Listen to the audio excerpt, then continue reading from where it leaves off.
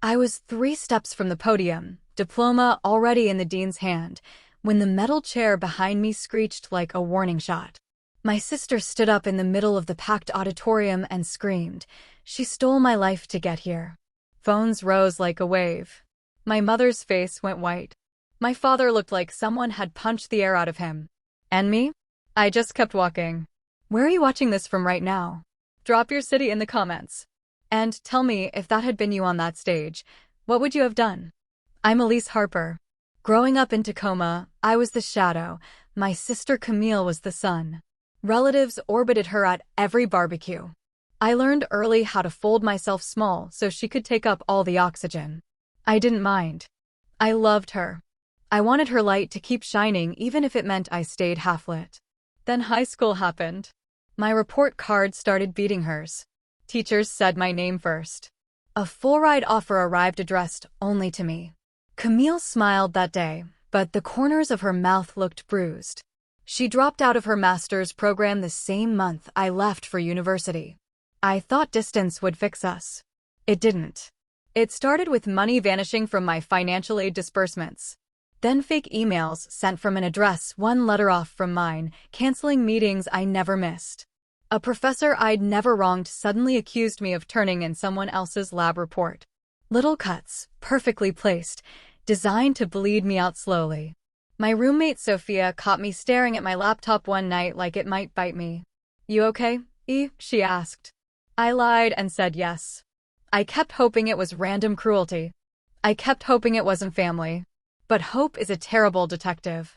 I hired a digital forensics guy named Marcus who looked like he hadn't slept since 2019. 3 days later, he slid a folder across the table. Every breach came from an IP in Tacoma. Same house you grew up in. My pulse flatlined. He didn't have to say her name. Camille had memorized my passwords when we were kids. She called it sister insurance. That night I drove home unannounced and found Dad in the garage sanding the same board he'd been sanding for 2 years. I asked if Camille had been struggling more than they let on. He sighed so hard the dust moved. "She says you stole the spotlight she was born for." That was all I needed. I stopped playing defense. I gathered every log, every forged email, every redirected dollar. I paid a lawyer named Dana Ortiz to turn it into something bulletproof. Graduation was 18 days away.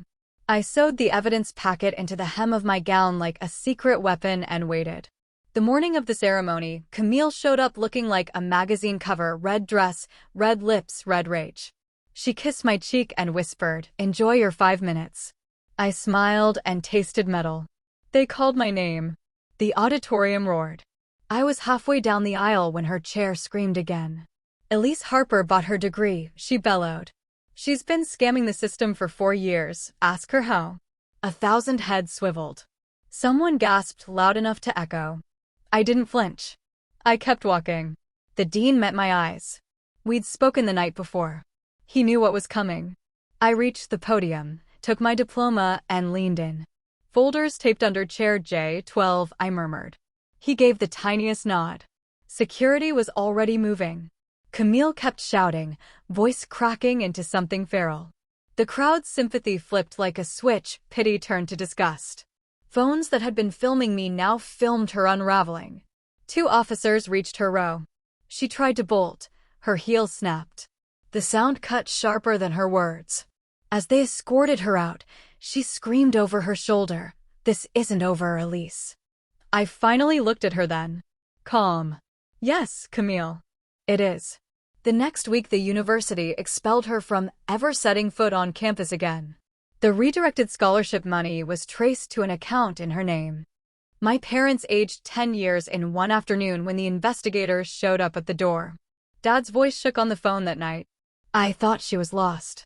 I didn't know she was poisonous. I moved into a tiny loft in Olympia, got a rescue dog who thinks every delivery guy is a threat, and started breathing air that didn't taste like betrayal. Some nights I still hear that chair scrape. But now it sounds like freedom. Family isn't always here born to. Sometimes it's who you choose to become in spite of them. If someone you love ever turned into the knife, tell me about it below. I read every single one. And if this hit you in the chest, smash subscribe. There's more where this came from.